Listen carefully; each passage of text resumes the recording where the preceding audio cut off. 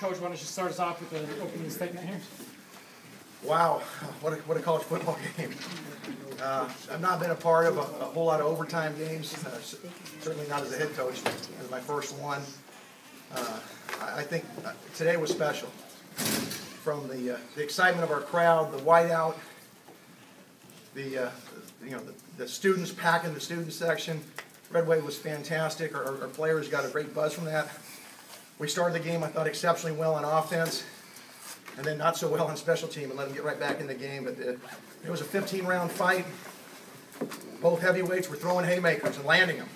And I'm just happy that we got up every single time, just like Rutgers, and give those guys credit. They got off the mat every single time we landed one on them. And luckily, we got the last shot in and made the last play. On the sideline about how to get pushed and try to block that extra point.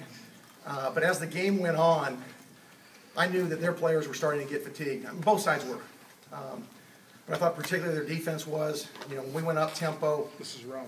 they started to fatigue and slow down. And I think they thought the longer the game went, maybe they wanted to either win it or lose it right now. They got a heck of a weapon in 17. I mean, he's a big, well-deserving of being a first or second round draft pick, whatever they project him to be. And, Nova had a hot hand at times. And so they went with what they thought was a play to win. And I was just happy that we were able to defend it, that one last play. A lot of teams in a two-point will slide to a trips and try to out-leverage you, pick you up in man coverage, but we were in zone, and our guys passed it off pretty well. It's everything.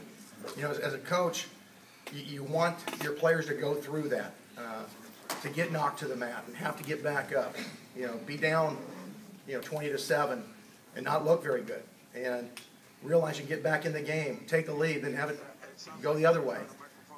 It's much better in the development of a team and just the psyche than going out and, beating somebody by 30 points. I mean, the fans like it. Well, they probably like that too.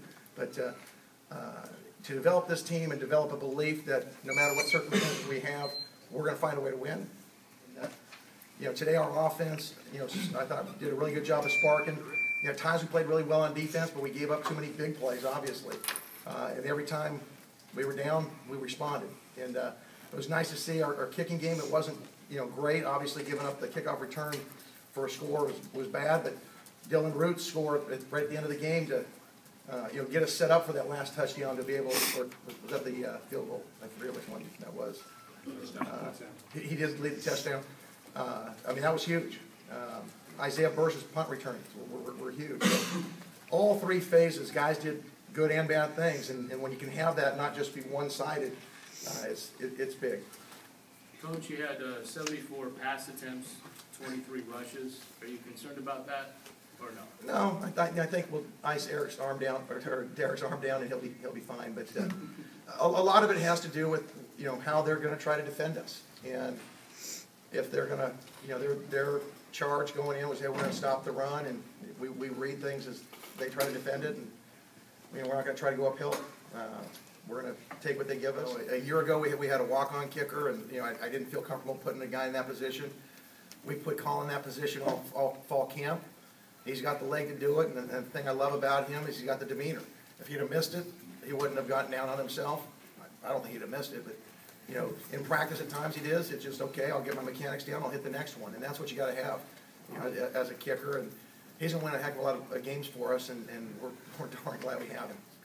Coach, as a defensive coordinator at one point, are you concerned about the secondary kind of giving up 543 yards? Absolutely. I mean, part of it you have to give Rutgers credit. I mean, they hit some balls right on the money, but we've got to get that cleaned up. I think they did a good job of keeping us off rhythm a little bit.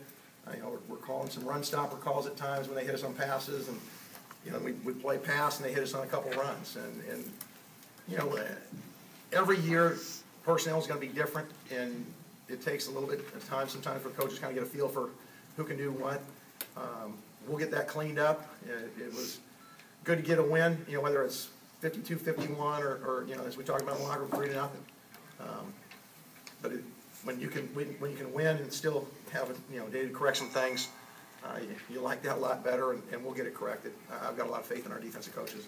Is this one of the crazier games you've been involved in? Yeah, probably so. You know, it's the opposite end of the spectrum. When I was at A&M, we had a 9-6 game.